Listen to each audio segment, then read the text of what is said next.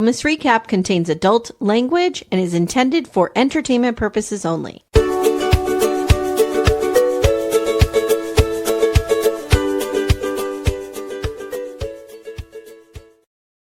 Hi, everyone. Welcome to Little Miss Recap. My name's Amy. Hi, I'm Amanda. Hi, Amanda. Hi, honey. How are you? I'm okay. I got in the mail yesterday. I'm super excited. Ready? What did you get in the mail? Yeah. Oh, nice. It's a little mini gavel. I don't know who sent it to me. I was going to say, did you figure out who sent it? No, it's a little mini Law and Order gavel. I like that. I'm going to use this. I'm going to run all over town judging people. Absolutely. As well you should. Mm-hmm. My friend Keat could not handle that. She hates that boing boing so much. Really? Back in the day, we used to have parties where my friend Sam and Keat would come over to watch West Wing with us, with Charlie and me. Okay. They would come, not a party. You were like in your 20s. Yeah. Oh, before kids. I thought you meant like as teenagers. I'm like, we were dying in the woods. You guys were watching West Wing. There's two different things here. Well, West Wing wasn't on when I was a teenager. In our 20s. Got it. You know, we had jobs and stuff. So they would come Jenny and I used to do this for Sopranos and we also did it for X-Files for a while too. Friends would come over and we would watch together. So they would come over, we would watch West Wing, and right after West Wing came Law and Order.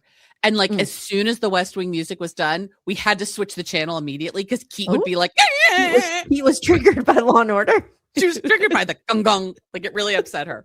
It was a whole thing. You know what, Amanda? I'm going to tell you something. That would be some shit I would pull. And that is I would torture, I would torture my mother over it. Yeah. And, have to receive like noise. Special treatment. Yeah. Yeah. Are you having a total windstorm where you are right now? Okay. There was 90-mile-an-hour winds blowing past my window this morning. I said to Timmy, there's no way we're keeping power. But we have it. I just told Todd we were going to go record, and he's like, ooh, it's real windy. I'm like, well, we're going to give it a shot. See what happens. It's crazy out here. It's crazy. And it was pouring this morning, but the good news is all the gross snow is gone now. So that part's good. Do you want to take a minute? This feels as good a time as any to just give an RIP to Rob Reiner. We did not talk about it. Amy. Yeah, we can totally do it. I am, guys, skip ahead if you don't want to hear this. Give us like 2 or 3 minutes, please. Yeah. As you guys know, Rob Reiner and his wife, Michelle, who I didn't know this about her. I knew she was like a producer. But I didn't know she was a photographer who took the photo for the cover of The Art of the Deal. Oh, wow. Yeah. How about that? Wow. That's interesting. I mean, she was an accomplished person in her own right. She wasn't just Mrs. Rob Reiner. She had a great 100%. I also learned yesterday that or maybe today, her mother was a Holocaust survivor. Wow. Yeah. I'm so distraught over this. And to think that in their last moments, they knew this was at the hand of the child they loved and tried to save. Yeah. The whole thing is so gut-wrenching and heartbreaking. I've said before, it was chatted about in BDF. I've always loved Rob Reiner. He really reminds me of my dad. And so that's, I think, adding to my sadness about the whole thing. Of course. I've always kind of like glommed them together. And they don't look a ton alike, but there's just something about Rob Reiner that there's always an reminded essence. There's an essence, like, liberal old Jewish man. So I think feel the same kind of what it boils down Robert De Niro. He reminds Jenny and me so much of my dad. Yeah. It's not a look, it's an essence. Yeah. And he made some of the most important movies of our time. And I'm not going to say like important in that, no, they did change the world. Princess Bride changed the world. Stand By Me was important. Stand By Me was important. Princess Bride was important. They were important. When Harry Met Sally is my all-time favorite movie. I was listening to Hidden True Crime yesterday, and they've been talking a lot about this. Apparently, when his daughter found all of this happening, her first call was to Billy Crystal. I know. Just as their closest family friend. And it's just what? like, I gotta say something. Yeah. The fact that fucking paparazzi and influencers and all these assholes were out there taking video of Billy Crystal walking away from the house. Jesus Christ. Don't watch that shit. Don't watch it.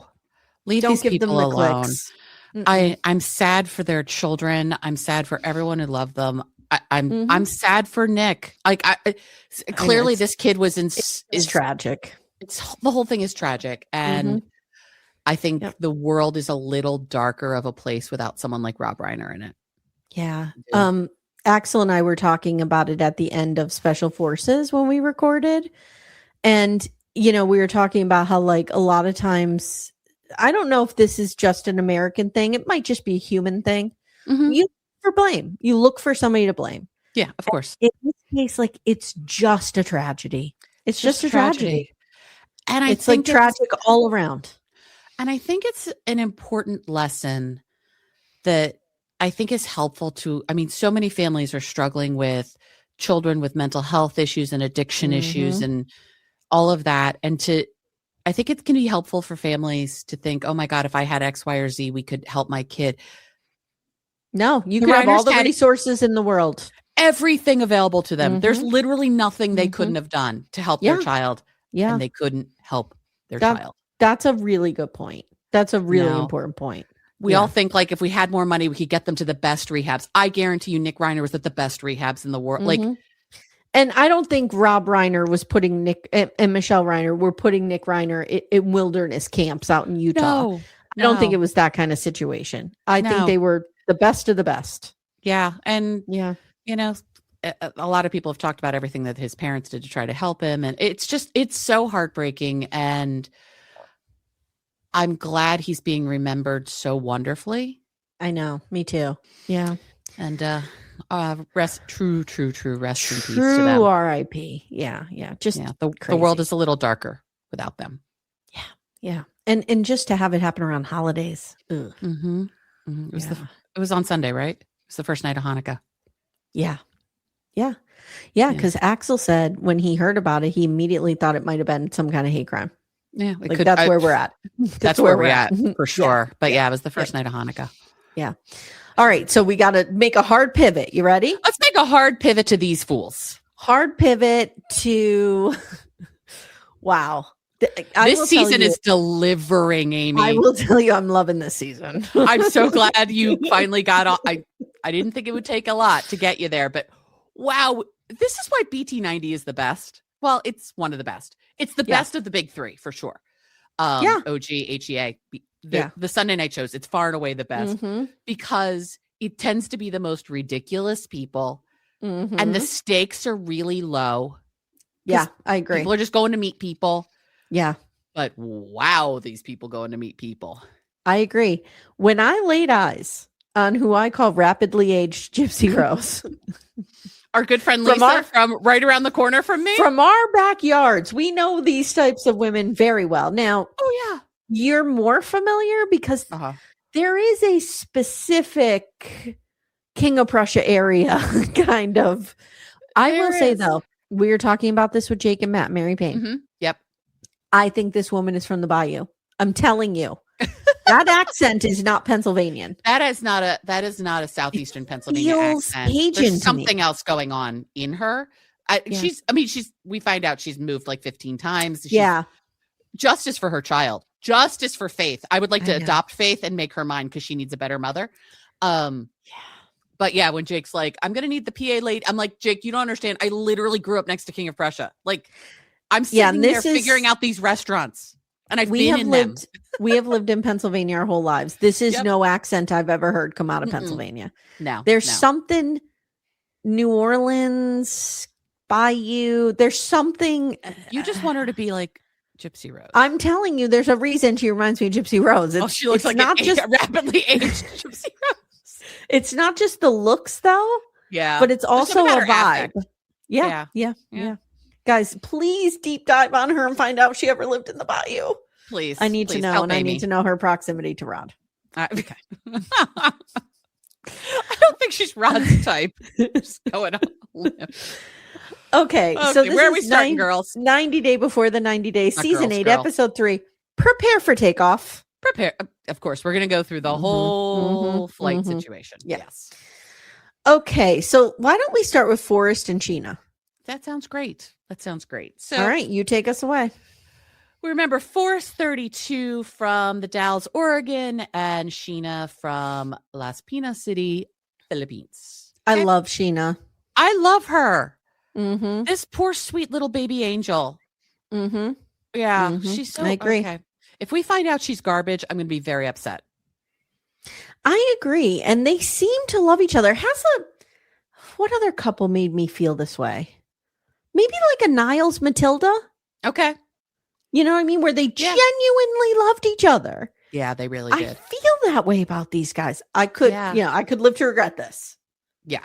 This could be pot of shame real quick, but so far, knowing what we know now. So Sheena's getting ready to pick up Forrest. She's very excited and also very nervous, and they've rented an apartment for them to spend the time in. Thank God they don't have to stay with the parents who are stealing all of her money. I can't wait to find out what's happening with these people. And they don't have to stay with Molly and Dev, right? No, Molly and Dev are staying in the apartment. Oh, they're staying in the apartment. That's right. Sorry, I watched this like 2 days ago. Poor Dev. Justice for Dev. Justice for Dev and justice for the real Faith. Victim here. Having to put up with these fools. So she's got like all her shit with her. There's definitely stuffed animals involved. There's also a very large jackfruit, so that they can try the local cuisine, which, hey, I'm all for trying the local cuisine. But I'm wondering if we couldn't have just procured the jackfruit closer to this apartment, closer to the time we're going to eat it. Well, remember, was it last episode where she was getting in the car with it? Yeah, there was this episode. She's got this huge jack. Yeah. I'm like, okay, girl. Sure. Yeah. And so she says that it is possible that she will kiss him when she sees him. But she may be a little. Oh, I'm sorry. I thought you meant the jackfruit was in the apartment. I'm sorry. We haven't gotten to the apartment yet. Okay. All right. But she is sure that these two are going to enjoy each other. So now, also, she's real terrified of Molly. I'm terrified of Molly. Don't blame her. I'm at least across the country from her, and I'm terrified of this woman. 100%. And she's afraid Molly's going to say terrible things to her, which she has good reason to believe. See those text messages. But she is going to be meeting the love of her life, Dagnabbit. So it's going to be good. I know. So they're getting ready to land. Forrest is almost in tears as they're getting ready to land. He's self-filming himself. Molly's like, this is a long way to travel for a girl. But he says it just ain't any girl. She's a real fucking problem. I can't stand this woman. I have a lot of problems with Molly. I have a lot of problems with Molly. There's a vibe I'm getting from her. I can't exactly put my finger on it, but I think she's somebody who says really nasty things about people behind closed doors. Like, I think really so too. Nasty things. I agree. Yeah, I agree. Okay. I think she's a meanie. Okay. And I think she's real judgy. And they've been traveling for 30 hours. And despite that, Forrest feels like he's basically hopped up on Monster. Okay, cool. So Sure. So deplaning, Molly has lost her passport. Oh, my lights just flickered. So if I lose you, it's been great. Okay. Hopefully you'll just lose me momentarily. Just like momentarily. Exist. This day is going off the fucking rails. I don't know what's happening here, but we're here. Let's just keep going. Go so forward. Molly has lost her passport. She is freaking the hell out with good reason. I would she be now too. has to go through immigration. Yeah. Just to be anywhere in a different country and lose your passport is terrifying. Yes. So we see Sheena outside. The flight's landed, but he hasn't texted her yet. And she's freaking out. Molly can't find her passport. And you could just see Dev like, he is the Ben Affleck with the cigarette of like, I have to deal with all of this bullshit. Yeah. So, that Ben Affleck with the cigarette, by the way, is every parent right now whose kids are home from college. Oh, okay. That's how things are going. Okay.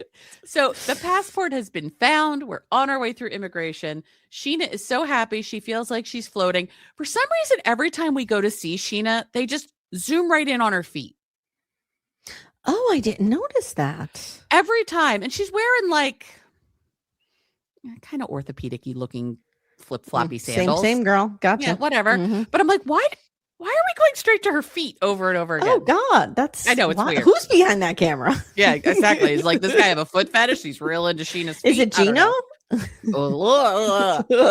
So Forrest goes and does his best Darcy glow up in the bathroom, gives himself a little pep talk, which is great. Of course, Molly is out there belly aching because she has all of these things to say to Sheena. And you can just see Dev is like, calm the fuck down. Mark my words. She is going to get progressively worse as the season goes on. Because Forrest is going to get progressively happier and further away from her to the Sheena team. This woman is not going to deal well with losing control of her kid at all.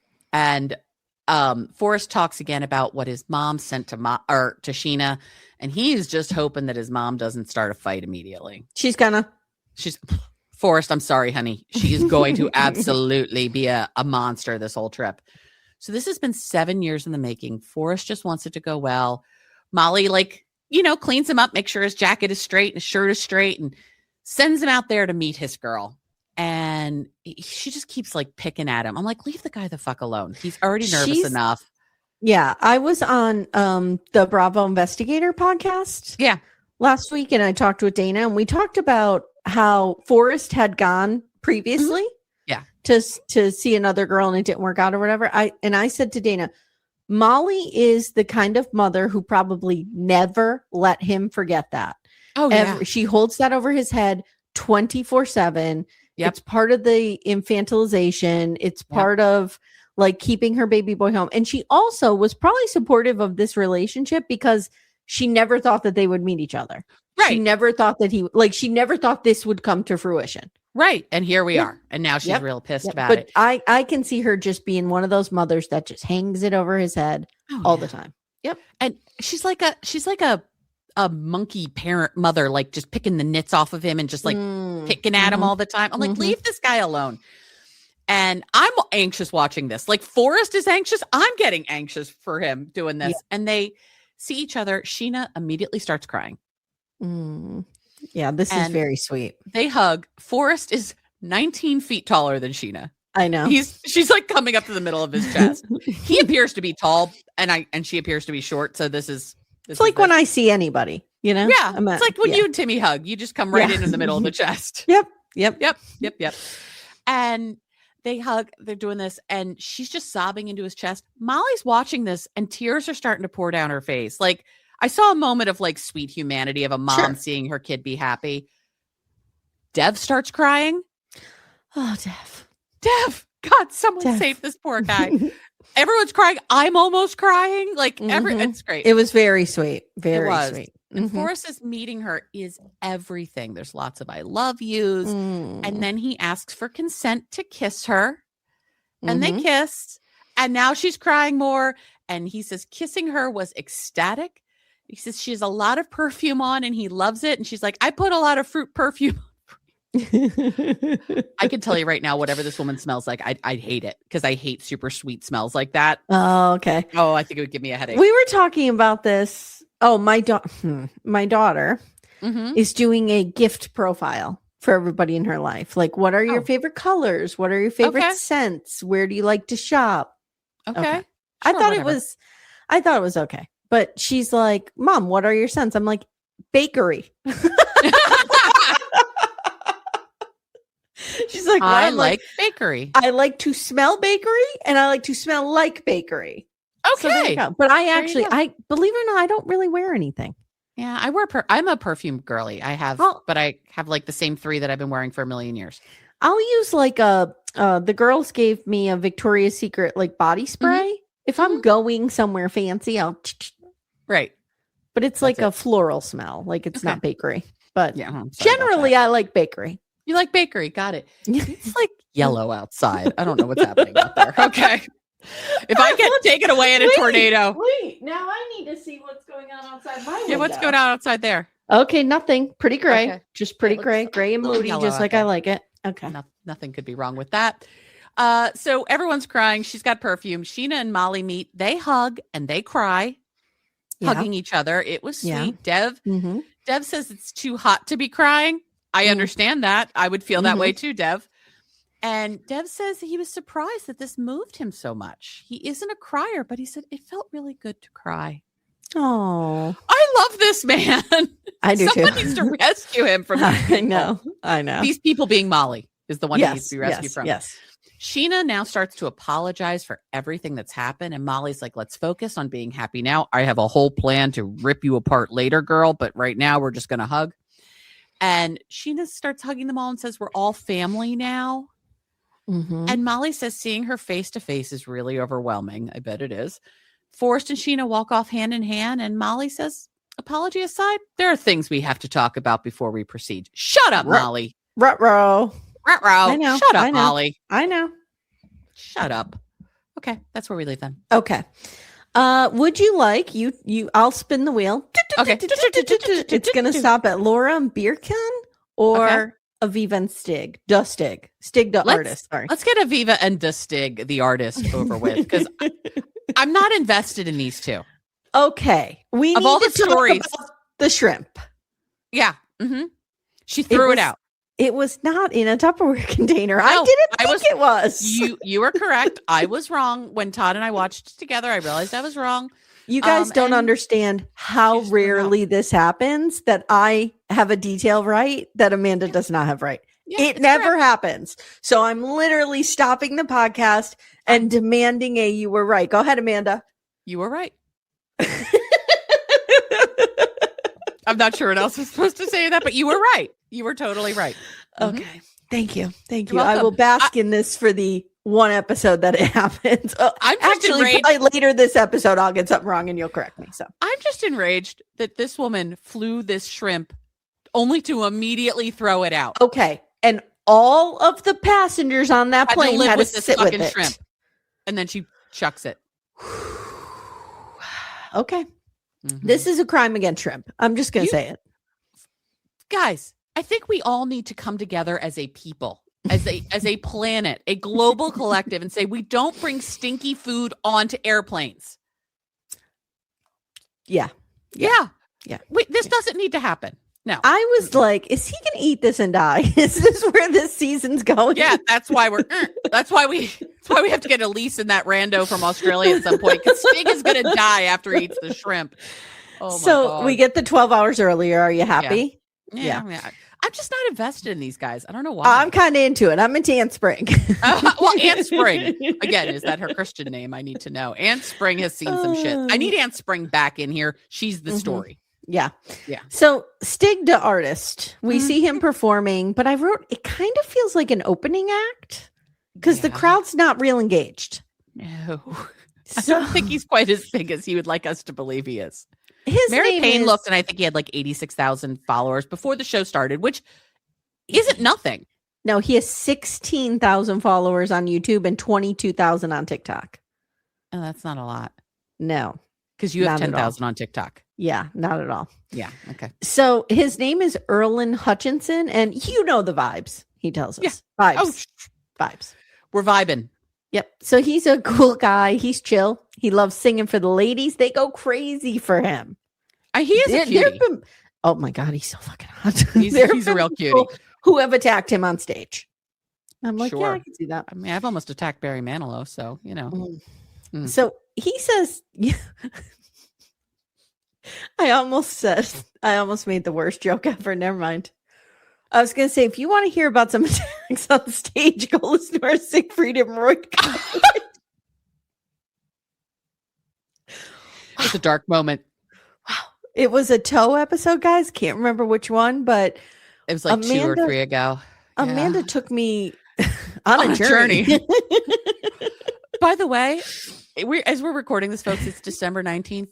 Yesterday is the 2-year anniversary of the events of December 18th. Yes. Just saying. Guys, I'm not laughing at Siegfried and Roy. I'm laughing at what happened on that episode that we talked about them. So anyway, he says 10 years ago, he put out his first song and he worked really hard.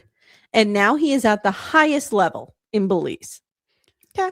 He is the most famous man in Belize. Good for you, dude.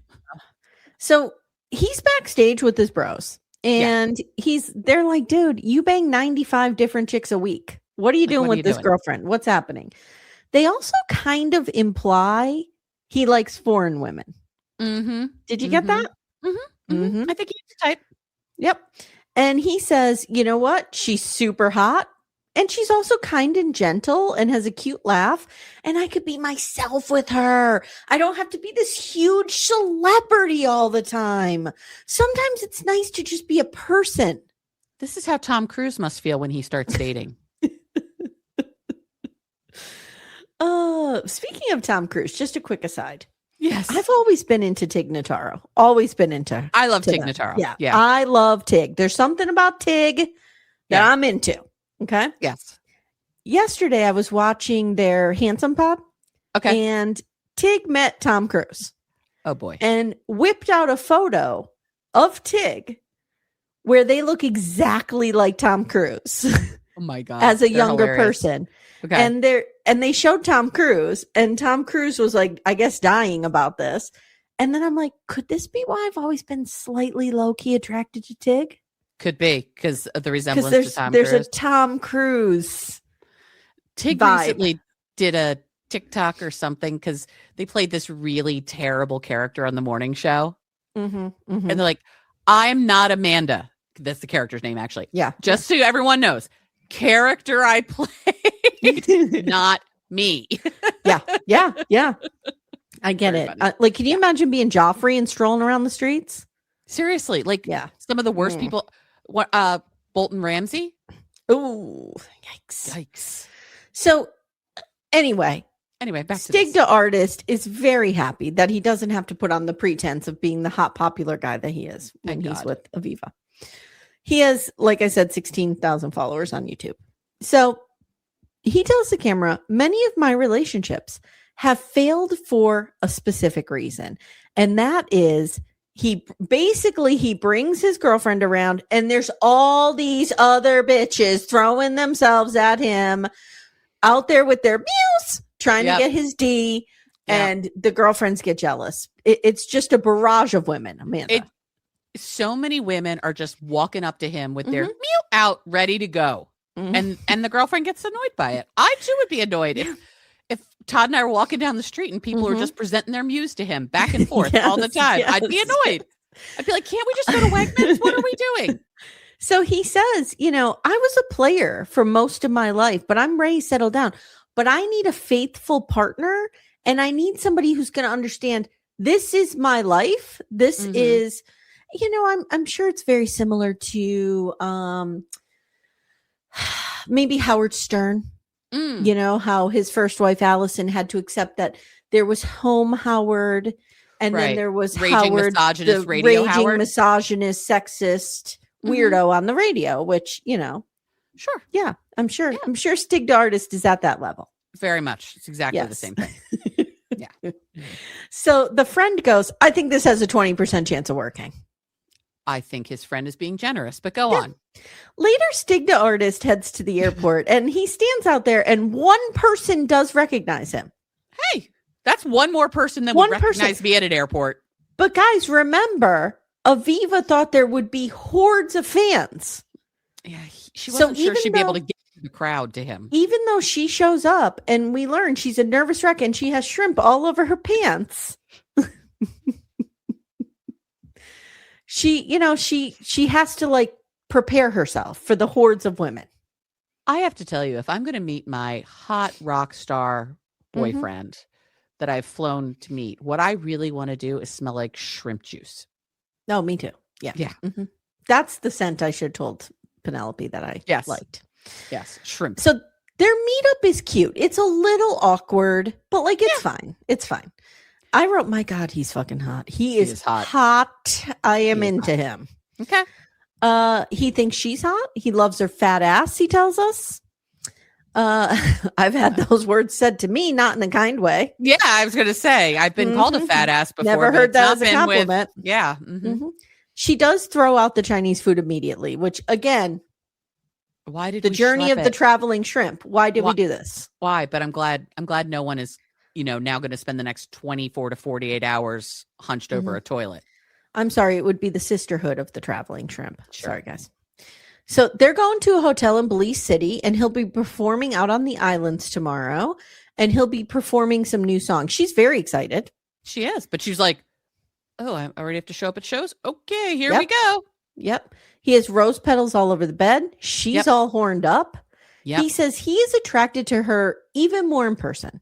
But he will be a gentleman because he is Stig the artist. Sure. So he's going to put away that persona. Sure. And he's just going to be Erwin or whatever his name is. And he's going to just let her take the lead. Okay. She has a rose tattoo They joke about getting their names tattooed on each other. Don't do that. Don't do that. Don't do that. The only names you should ever tattoo on yourself are your mother and your children.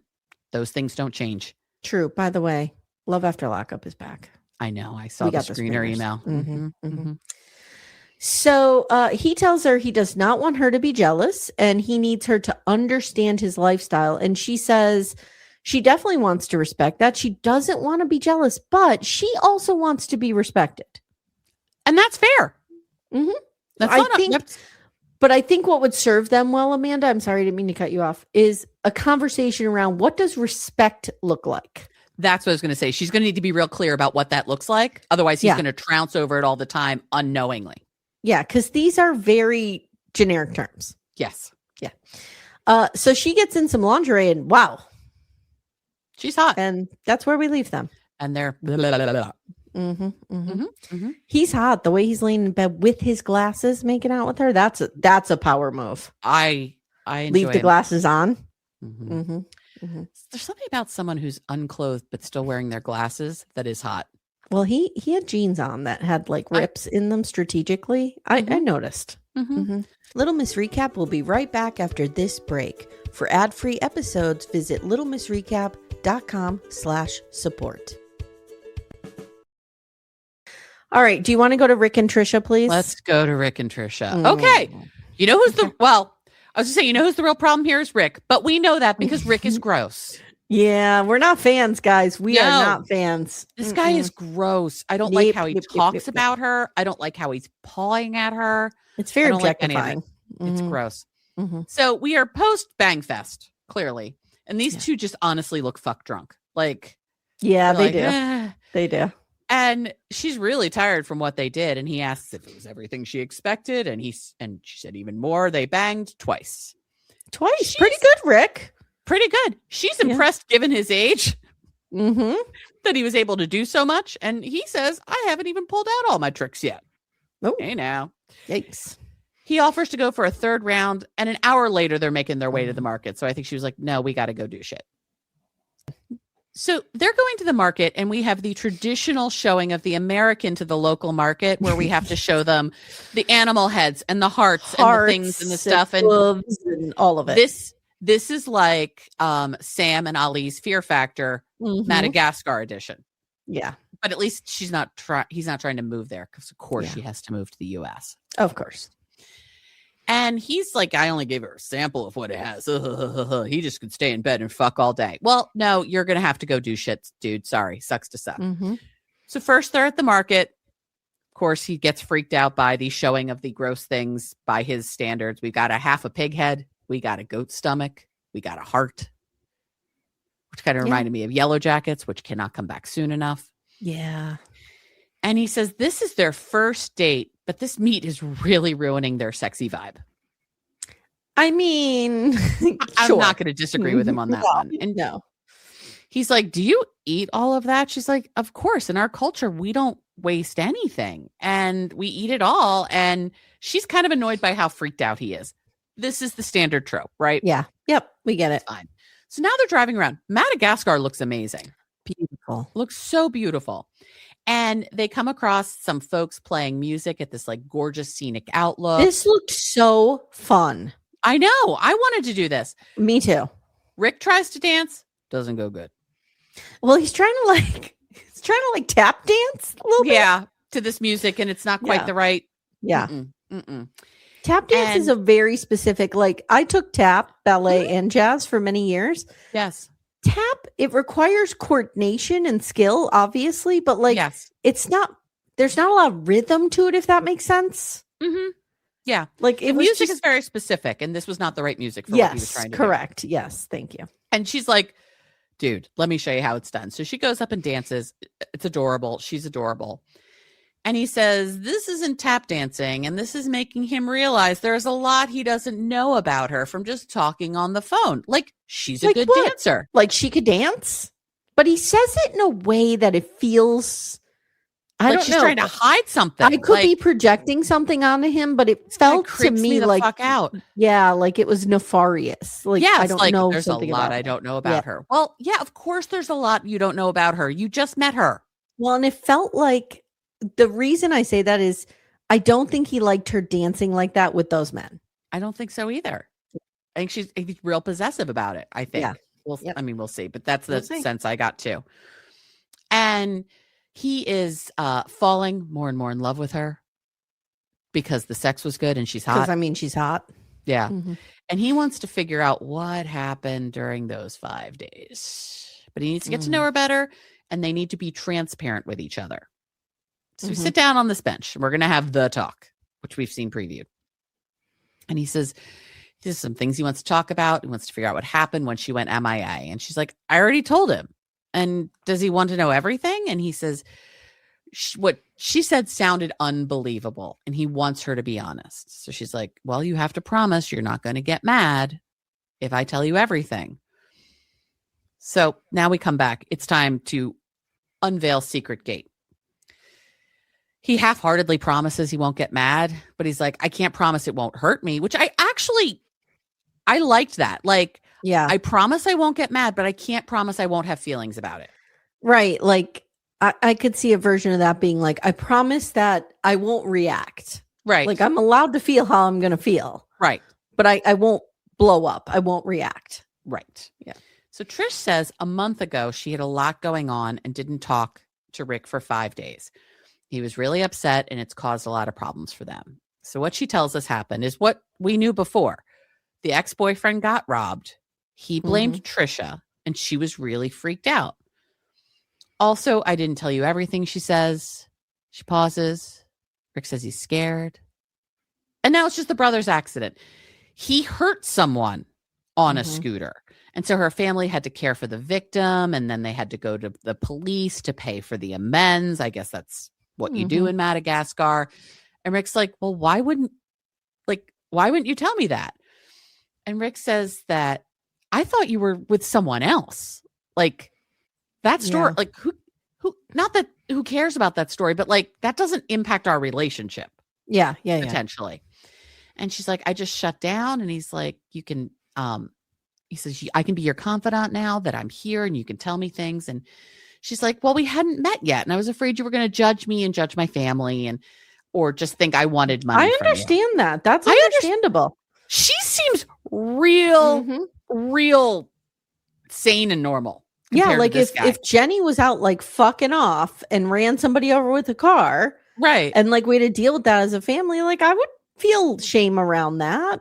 Telling strangers, you know what I mean? Like, and Rick was ostensibly a stranger to her at this point. Yeah. And I mean, she should. Let me be clear. She shouldn't feel shame around it. It was an accident, obviously, but whatever. Yeah. So this is a total nothing burger, right? And she says it's different now because she can see how he is and she can share everything. And she asks if he's okay. And he's like, yeah, I totally get it now. Thank you for explaining everything. However, he says when she told him before, it didn't add up, but he can see the truth in her eyes. And now he feels bad for not trusting her. Because instead of being there for her, he had to go off and do what? He had to go off and fuck someone else. We knew it. But it's even worse than what we thought it was. Because here's what he did, guys. He reconnected with his old girlfriend in Colombia. So, okay, Rick, you go for young women, not in the U.S. I see you. Fucking sex tourist. I see you. And during those 5 days, he talked to the ex. He bought tickets to go see her. Trish returns from her dealing with her family and stuff, and he still fucking goes to Colombia and fucks this woman for days on end. Okay, and do you think he put a baby in her? I don't know about that. There's a reason he told her. I don't know why he told her. Exactly. I don't know why. I don't know if there's a baby, but there was no need to tell her this. Or is she the mother of one of his children? So like she'll be in the picture. So he's telling her to prevent. I'm just surprised he's telling her. Oh, I am too. But these people are idiots. Yeah, that's true. They don't make good choices. Sometimes, John Ockman, detective. It's just these people are stupid. It just is what it is. It just is what it is. Yeah. And that's where we leave them. Okay. Do you want to go to Laura and Beercon?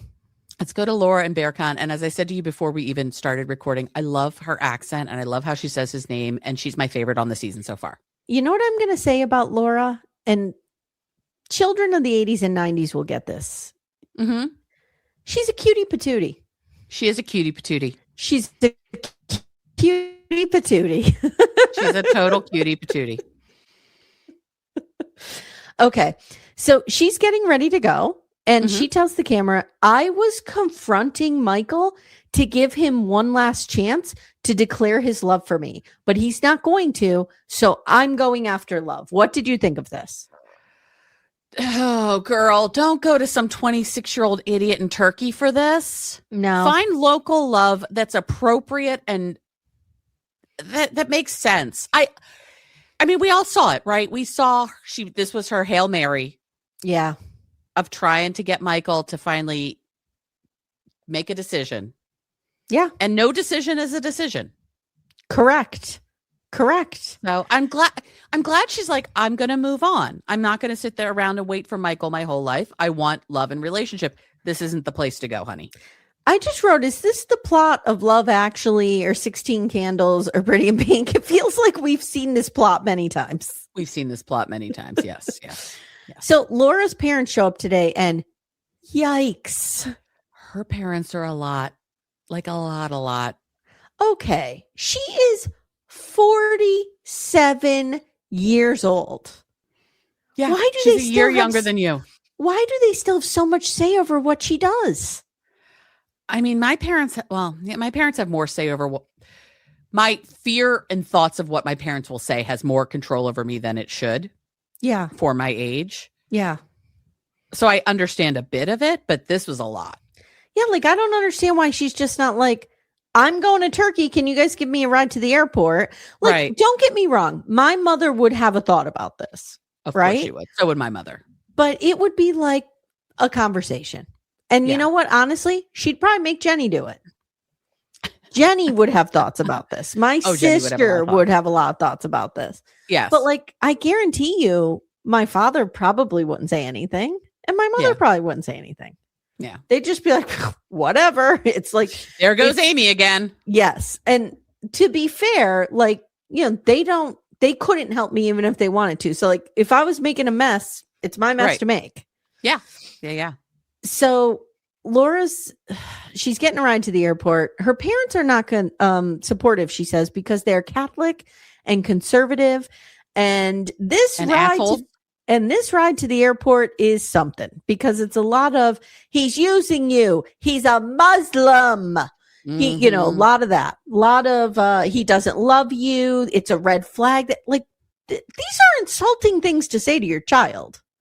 There's a lot of racism involved here, religious. I don't know what the word I'm looking for, but there's a lot of judgment here that's happening that's not necessary. And you could tell it comes from mom because she talks about the age difference. Mm-hmm. And dad goes, I have hair on my chin older than 20 years, right? And mom goes, don't make jokes. It's not funny.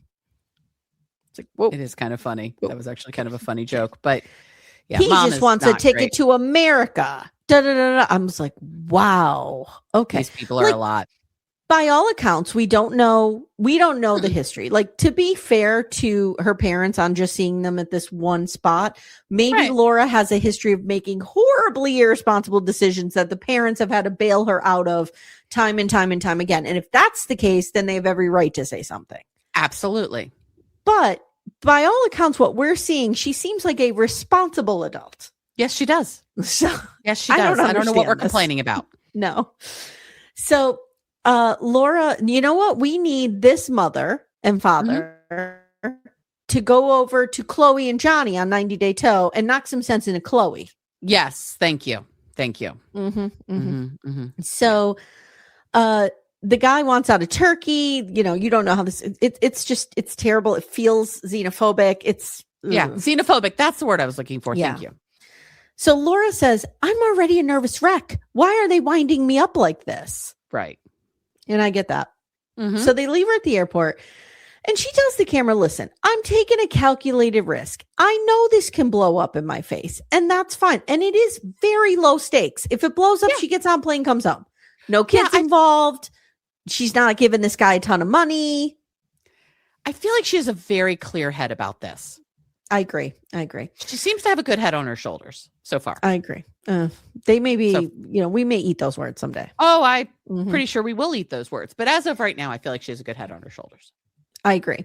So she whips out her romantasy novel and she's reading it to just, kind of calm her down. And then let's be real. She's turning herself on in the middle of the airport. What are we doing? Is she finger banging herself on the baggage carousel? That's what I'm wondering. So meanwhile, we go to Burcon and he is reading Nietzsche, just sitting by the sea. I was like, Amy's going to be into this. Kind of into this guy. I'm not going to lie. Like, he's a little young for me. I'm not into him really physically. He's too young, right? Okay. But like a moth to a flame.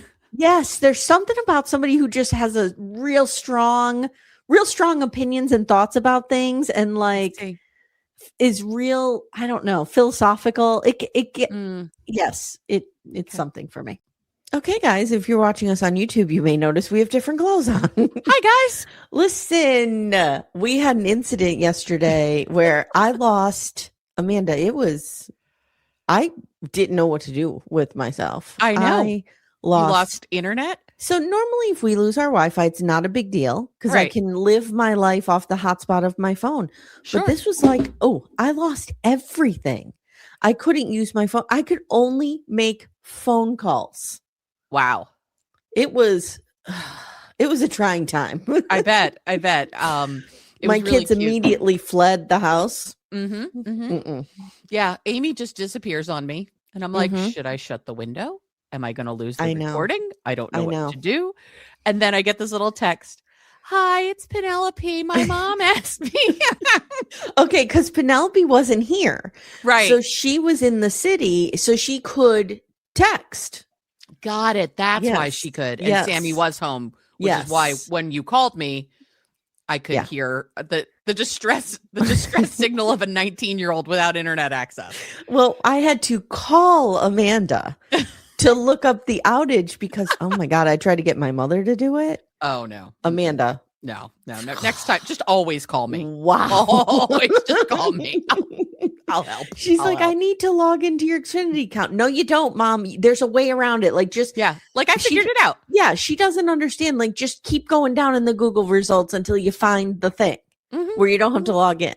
No, I just put in your address and then it said what the deal was. Yeah. Oh my God. Anyway, it came back on about 8:30, 9 o'clock last night. So I was able to very quickly get done what I needed to get done. And here we are this morning continuing. Yes, we are. Okay. So Beerkin says, I'm into philosophy because life is deep and we're just living on the surface. What is going on?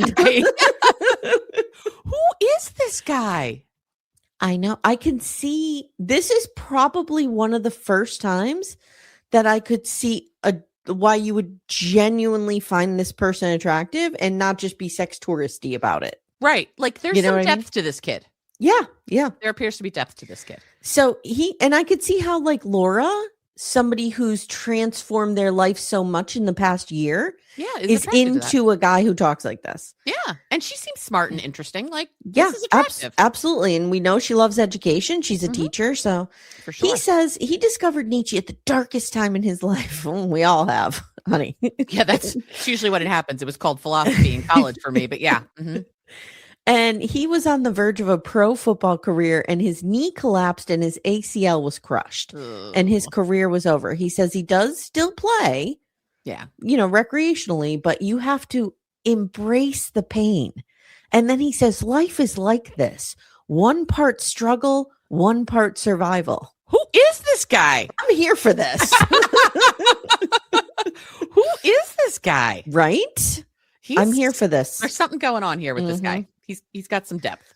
So he had to rebuild his dreams, and Laura is a big part of that. And boy, do we see some filters on Laura. Oh, this is Rebecca Zaid situation. This is. Hopefully he doesn't show up at the airport with very her dress highly, or her shirt, with a picture of her so filtered within an inch of her life on his t-shirt. Yeah, girl, friends, stop the filters. Stop. It was a time and a place. It's not a thing anymore. Thank God. Thank God. Although it is a Vera Silva twin. Todd's favorite thing, though, is on Threads when women will post thirst traps and be like, I love being natural. He's like, there's like 7 filters on this. What are you talking about? So he says, I was in the darkness and now I could see the sun. Wow. So he's meeting up with Memo, and Tugba. Sure. And they're playing a game. He tells them he's very excited for his woman to get here. And Memo asks, I think it's Memo. I'm going to say Memo. It sounds less infantile. Yeah, Memo sounds like you're 5. Or it sounds like your grandmother's nickname. Yeah. Mm-hmm. So Memo asks about her age. And then he says, when you're 45, she'll be 65. Yes, like, are you okay with this? And Tugba says, as you age, are you sure that you want someone younger by your side? He says he is not that kind of person. He doesn't care about age. No. What would Nietzsche say is what I ask. Yes, absolutely. WWNS. He tells the camera, she's old, but it's okay because I have that screen grab where he's just like, she's old. She's old. Period. Like there's no but. She's old. Like, she's 3 years younger than me. Shut up. If she's 3 years younger than you, she's 7 years younger than me. Shut up. So he says, I'm not that kind of person. And he's like, she's old, but it's okay because I've dated older women in the past. And he's attracted to their understanding of life. Now, I've always been attracted to older men. So I kind of get this. I kind of get this too. Yeah. Yep. Yeah. If it's genuine, if what he's saying is genuine, it feels like, Amanda, am I an idiot? These two are not going to be in love, right? No, they're not going to be in love. Because I think he's going to, I don't know. The previews don't look good. I have to think from his perspective, he's probably not finding a lot of 26-year-olds who are like real into Nietzsche. That's true. So like, I see why he could be into an older woman too. Yeah. So he's attracted to their understanding, like I said. And besides, Laura looks good for her age. The filters. She does. She's very beautiful. Cute. Yes. But what he's seen. He thinks she looks 30. Yeah, I don't know how much time they've like FaceTimed and stuff. So maybe he's gotten, I mean, I know you can do some filters there, but I don't know. Maybe he has a bit. I don't know. We'll see what happens. Memo now says, did you tell her the bad things? And I'm like, I'm leaning in. Yeah. What are the bad things? He says, those are things I should tell her in person. No. Tell somebody what they're walking into. Be honest. Yes. So he tells the camera, when my football career ended, I opened up a few businesses and everything failed. And I couldn't find a job, so I'm broke. Well, who amongst us? I'm like, of all the bad things, that's not so bad. Terrible. And you're 26. Yeah, right. She's not, hopefully she's not expecting you to, finance her life. Times I've been flat broke in my 20s? Yeah. Many. Like all of them. Yeah. So he now brings up Michael. Yep. And their friendship is completely unacceptable. And he doesn't want to control her, but he doesn't trust Michael at all because Michael is a man. Right. And we know what men do. Do you think he's a bisexual military man? Maybe. All right, let's get to the main event. Little Miss Recap will be right back after this break. For ad-free episodes, visit littlemissrecap.com/support. Whoa. Okay. When I was on my journey from the 1800s last Your Little House on the Prairie experience last night. The only thing I could listen to was Audible books I downloaded. So I listened to almost all of the Gypsy Rose book. Okay. It's good, isn't it? Wow. Yeah. Wow. She After the holidays, we have to do a book club on this. I know people have complicated feelings about Gypsy Rose, but I'm going to say this. She owns up to everything in that book. So she talks about everything. Yeah. Yeah. I think so too. She does. Yeah. I mean, not necessarily that weird video of her dancing like Buffalo Bill in Silence of the Lambs, but she does talk about the video that's circulating about Nick saying that he wanted to take their daughter's virginity and her kind of going along with it. And she talks about why she kind of went along with it. I mean, again, you and I have complicated feelings about her that people don't agree with, but with an empathetic lens. Yeah. Anyway. And not everybody else does. Okay. Speaking of Gypsy Rose, let's go to, when someone is missing, Yeah. And a sketch artist must show them how they've progressed. It's like progressive aging or something. Yes. That this person is the Gypsy Rose version of that. Yes. If Gypsy Rose goes missing and she's gone for 20 years, just sketch Lisa and we're good. It'll be real clear who she is. Yeah. Okay, we've got Lisa, 51, from King of Prussia, Pennsylvania. I grew up right next to that. And Daniel, 39, from Nigeria. So, guys, I'm going to really try not to be the world's most obnoxious person going, I know that. But I have to tell you, when in a little bit, we're going to get to her having hibachi with her best friend and her daughter. The journey I went on to figure out which hibachi restaurant this was. Oh my God. It was like 15 minutes. And then eventually I saw the number behind them. I'm like, okay, find a restaurant. Yeah. It's the one in Downingtown. I've been there. Okay. So I know where they're driving. So we see her and her daughter. They kick right off. Her daughter is Faith. Justice for Faith. Somebody save Faith. Although, how old is Faith? Faith is in her early 20s. Okay, she looked to me like she was closer to her 30s, and that was like, she needs to move out of the house. But if Lisa's only 52, well, 51, she could be. I get the sense that she's in her early to mid 20s. Okay. Regardless, what this woman has done to this child is... Oh, I full agree. That's what I'm saying. Like, Faith should be able to escape. Yes, Faith needs to escape. Yeah. And so they begin with a fight about the difference between a gigolo, a playboy, and pimps. Okay. There's a lot of nuance there. There's a lot, sure. And apparently she and her daughter live together. Not apparently, they do. They also seem to have really inappropriate boundaries. 100%. They are too enmeshed. They are too much in each other's business. They talk about sex. They talk about masturbation. They talk about dick size. And I don't want to be here for any of this. Yeah. And, it's same old story. Lisa is a single mom. Raised Faith as her only companion. And not all single moms do this. I don't want to paint this with a broad brush. But when we see this, it's often single the mother has been heartbroken, has suffered some trauma in some way, and the kid is a replacement. I guarantee you, I'm not throwing shade. If this happened to me, I'd do the same thing. Yeah. So I'm not saying it's a bad thing. I'm just saying this is when it happens. This is a thing that happens. So we learned that Lisa has been married 5 times. Yeah. First one ended in an annulment. She was very young. It was real quick. Second one was her very best friend and is the father of her daughter. And really, they just kind of turned into a friend situation. Third one was her favorite, but she left when she realized she was a lesbian. Okay.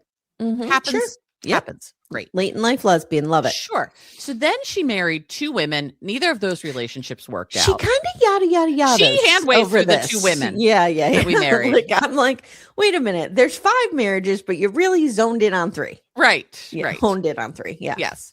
And she had forgotten all about men until she met Daniel. Okay. He's 39. He's older than I thought. He is older than I thought. I thought he was going to be in his 20s. Yeah. I mean, 39. I still do not think this is real. Oh, no. This guy's a scammer 100%. But it has more of a chance of looking real that he's almost 40. They're relatively age appropriate. They're only 12 years apart. Like, this isn't so super crazy. This guy is a scammer who's scamming her, and she is dumber than a box of rocks. 100%. Yeah. Okay. Yeah. So he says he isn't built like a woman, or she says he isn't built like a woman in any way, shape, or form, and she's kind of into it, which is surprising to her. Yeah. So here's how they met. He randomly messaged her on social media. She immediately calls him out as a scammer, and he just kept trying, and he was really nice, and he said the nicest things, and his sweetness actually hurts her teeth, and she folded because he's just great. Okay. Wow. Okay. So now we find out what we knew all along from her talking head is that this woman is donning a wig. Yes, and she looks so much better without the wig. So much better. So much better. Yes. Yeah. She's got cute short hair. It's great. She had an ex who had her cut her hair. So what we're figuring about Lisa right now is she does what people tell her to do. And if someone gives her an ounce of love, she will do anything she can to keep it going. Yeah, that's a good point. So her ex had her cut her hair short. Daniel prefers long hair. So she's going to wear a wig, and she's going to wear it the whole time, which I think is going to be great in sub-Saharan Africa when it's really fucking hot. And she's a lady of a certain age. Oh, yeah. This is not, no. This is not going to go well. No. The wig alone would be like, nope, I can't do that. Yes. So now we see her daughter, who breaks down exactly how parentified her mother has made her in this relationship. It's not good. And her mom is a disaster. Yeah, it's not good. Justice for Faith. Yeah. Her kid has been to 15 different schools.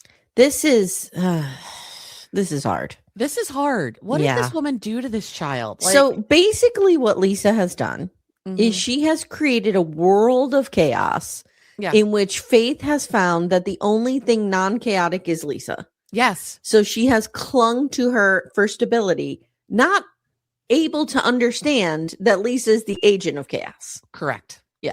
It's fucked up. It's real fucked up. Faith is also shocked that we're changing back to men. But whatever. So they go to a random drugstore. Of course, I have to figure out what that is. Anyway. And we find out they've had a lot of phone sex. Which Faith is hearing through the fucking wall. Yeah, what does that look like? I don't want to know. Can I ask a dirty question? Of course. Yes, of course you can ask the dirty question. Okay. I understand that there are situations in which people pleasure themselves on the phone with each other, right? Yes, that's what phone sex is. Yeah. Is that what we're considering phone sex? Because she made it seem like there was an additional step. And I was like, what else are we doing? I think we might be doing some video sex as well. But no, that's basically just masturbation while you're talking to each other. Okay. All right. I was like, what else could be happening here? Is she like taking the phone and putting it in her mute so he can get like a look?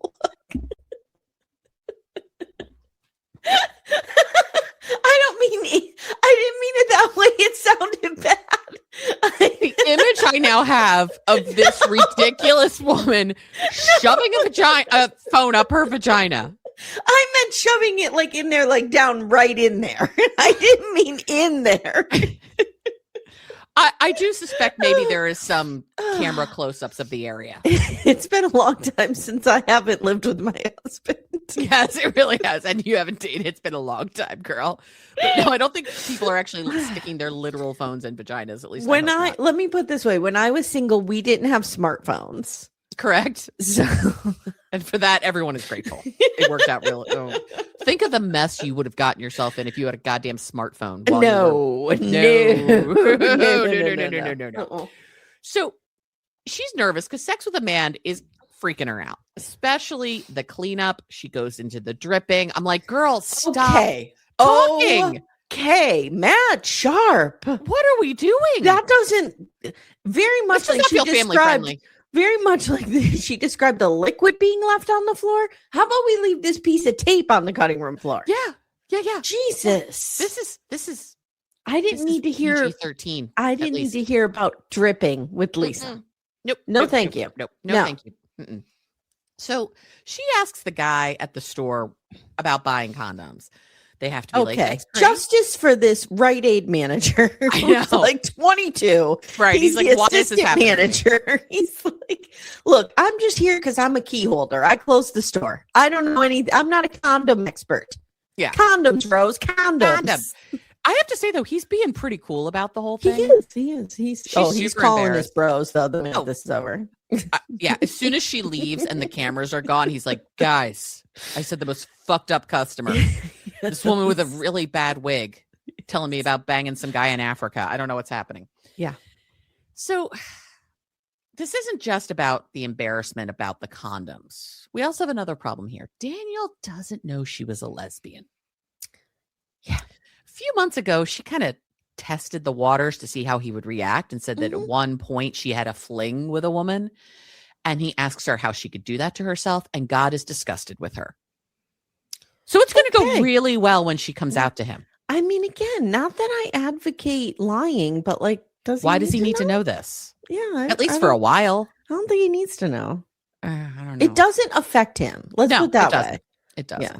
But she plans on telling him the truth in person because she isn't ashamed, but she's worried that he's going to peace out on this. So now I see her hero shots. I'm pretty sure they were taken in Phoenixville where I was born. Okay. So they're at Hibachi where they are with Juna. Justice for Juna, too. Actually, justice for anyone who has to be in Lisa's orbit, because this woman is a disaster. I didn't know if her name was Juna or Gina. I couldn't tell because, again, our girl has such a Cajun accent. They showed her name as Juna. Okay. All right. Got the little name tag Chiron thing. Okay. So they're talking about Nigerian food. And so Juna's like, so what kind of food is there in Nigeria? She's like, I don't know. No, I hope there's chicken nuggets because that's what she's going to be. She's definitely going to need chicken nuggets. Well, you know what? We know what food's in Nigeria because we watched all of Michael and Angela. There's good cake in Nigeria. Lisa, don't push it in someone's face. Okay. Yeah. So the chef, of course, asks what they're doing. And she gives a breakdown of what's happening. And the daughter Faith is like, yeah, this is fucking crazy. And the hibachi chef is like, yeah, that sounds fucking crazy. And she's leaving in a few days.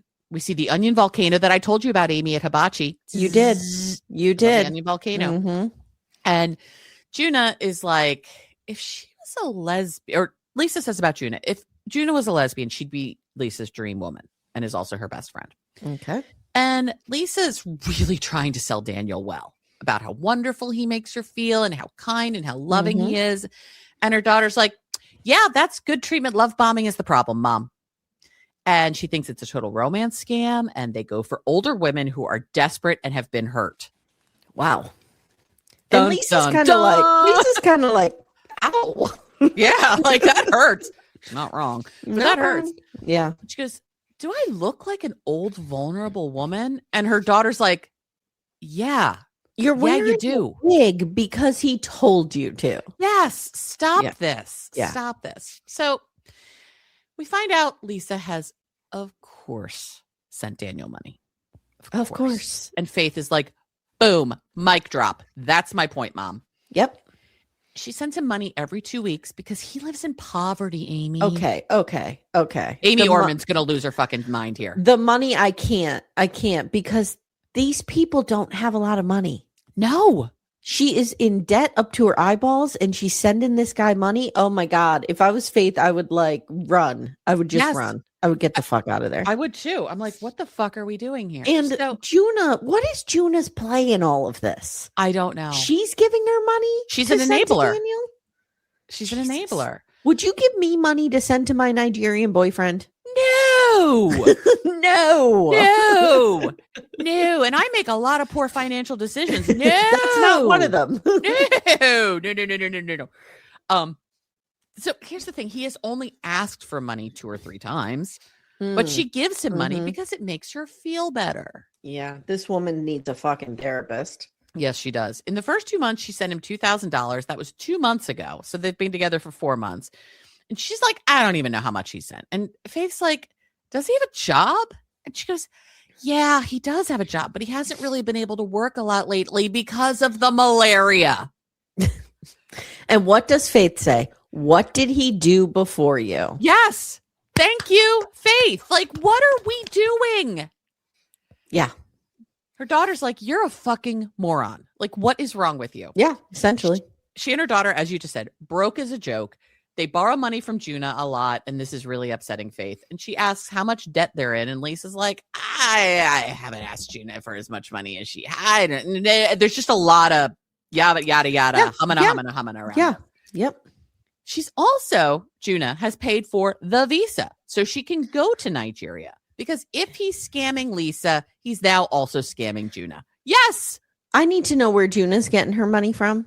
We need to go rescue Juna. Because if I found out like Timmy was giving his friend money for a Nigerian for his Malagasy queen, right? I would be real upset. Yeah, real upset. Yes, yes. Is Juna married? Right. Does Juna earn a ton of money on her own? Right, and can even so, it's still terrible because Juna might have family that wants that money, or I don't know, whatever. It's not good. It's not good. It's not good. It's not good. No, it is not. And Faith is like, girl, you are a fucking moron. She's so over her mother.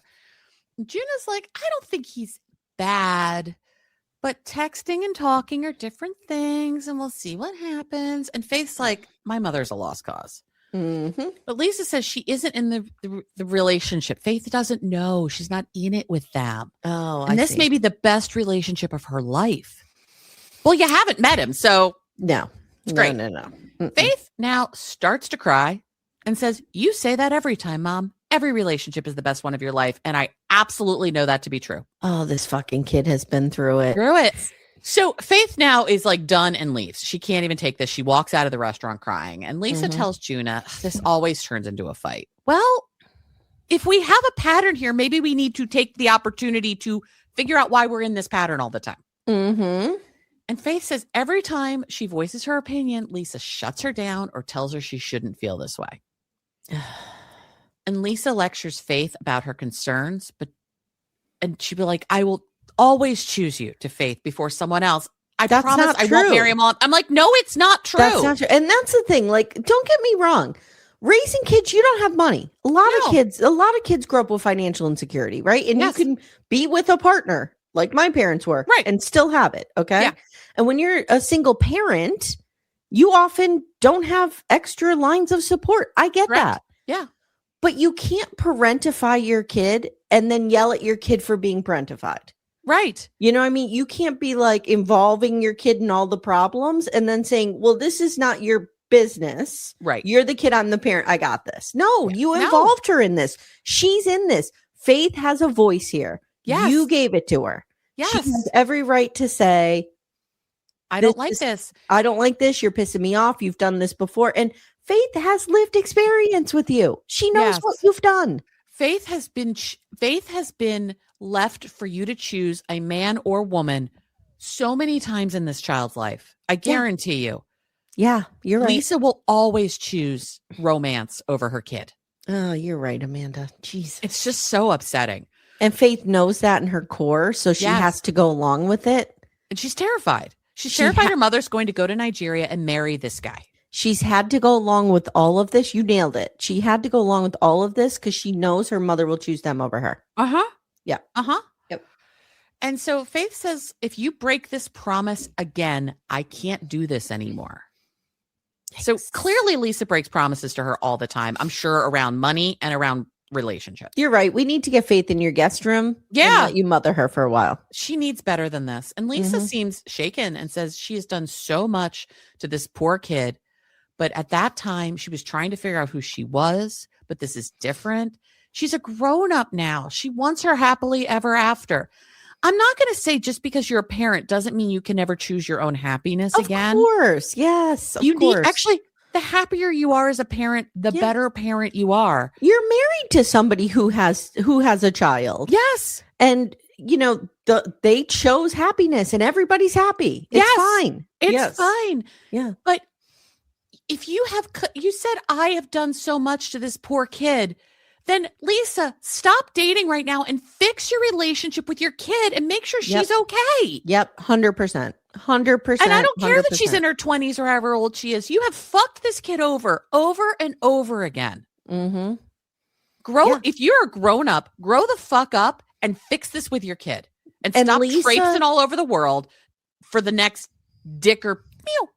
But she never will because she knows that Faith will never leave her because she has orchestrated it that way. Yes. Yeah. Yep. This one just enrages me. It's fucked up. So much. And Faith is clearly the problem for not seeing that yet. Oh, that, Lisa's really grown up now. Mm-hmm. So now Lisa forces herself onto Faith and forces her to talk. And she's like, I'm trying to understand your feelings. And Faith's like, you never listen. I'm telling my mom to prioritize my feelings. And she says she understands, but she's going to go meet him and see if they're compatible. And she now forces Faith to hug her. And she says she'll start listening better. And Faith is sobbing in her mother's arms. Yeah. Sobbing. Faith is going to have to take care of Lisa her entire life. Yes. Yep. Yes. Like my parents, they don't have money. Don't get me wrong. Right. But they have enough that I've never had to take care of them. Yes. They independently can do their own things in every aspect. I'm not just talking financially. Like they just do their own thing. Yeah. And when that day comes that I have to take care of them, I absolutely will. Of course. Because I haven't had to yet. Right. And your parents aren't making you their emotional support. Like, it's so inappropriate. No, my mother's the ice princess. We all know this. The ice queen. She doesn't have feelings about anything. No matter what. No. And so we finish up. Lisa says she gets where Faith is coming from, and she's put her through a lot, and her opinion is in her heart, but she thinks Daniel is the real deal, and she'd be a fool not to go after him. Could you imagine a world in which you just shove aside your kid standing there sobbing, saying, please prioritize me? Right. And you're like, nope, got this Nigerian dick for 4 months. I can't wait to go get it. Yep. I know. It's so upsetting. All right. Okay. I just had an idea for a new show for you. What's that? Amanda Mothers reality TV stars. Okay. So we just take a reality TV star that needs mothering. Okay. And they bring them here. They go into your guest home. So any day Todd wakes up, there could be a random reality star. There could be. Hanging out in the kitchen, drinking coffee with you. That's fine. One day it's Gypsy Rose. Maybe it's Faith. Yes. There's been a number of kids I've wanted to adopt. Yeah. I think that's a great show. Let's do it. Okay. All right. Get Matt Sharp right on that. Yep. That's where we leave them, right? Yes, that is where we leave them. Next time on, Laura meets Birkin. We meet Daniel, and he is not okay with the lesbianism. No. He is not down with women being with women. Nope. We meet, I think it's Jovan. And Anna, and Jovan is telling a group of seniors that he's meeting his wife for the very first time. His wife, already married. The point I put is, we meet a man who's married to someone he's never met. Yeah. Molly is a huge fucking problem. She says to Forrest and Anna, did you guys do, she says like the nookie or something like that. And God. Forrest says, you're pushing too far. And Molly is like, Sheena already has control of him. Wow. Oh my God. Wow. Okay. Wow. Then she makes Sheena cry. And I wrote, I hate this fucking woman. I do too. And Emma prepares to tell Ziad about Muhammad.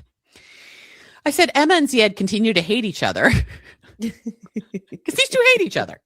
They hate each other. That's it, guys. That's been your 90 day. Oh, is it a good season? This is good. I'm so glad we're doing this. This is redonkulous. So glad we're doing it too.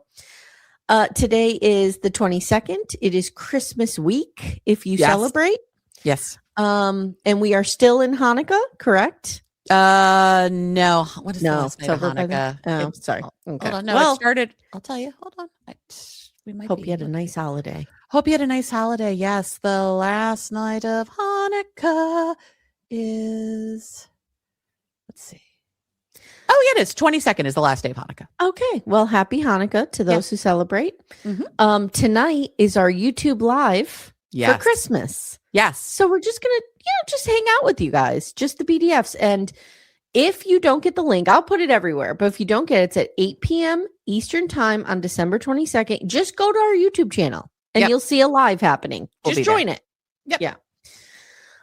It's Little Miss Recap. The link is in the show notes. Tomorrow you get Toe. You get Special Forces Rewatch on Christmas Eve. On Christmas Day, we have a very special Christmas movie with two very special guests that we're not revealing yet. Nope. And then Landman is going to be pushed to Friday because of that Christmas special. Right. And Mailbag is going to be out too. Yes. And if you haven't already, please scoot over to Facebook to the Backdoor Friends group, or here on Patreon. I put up a form for Ask Us Anything. So Becca, Amanda, and I will do a year-end, hey, Ask Us Anything. Different than Mailbag, which is you call and ask for advice. Right. Ask Us Anything is like, hey, Amanda, how'd you meet Todd? Those kind of questions. Yep. Okay. Yep.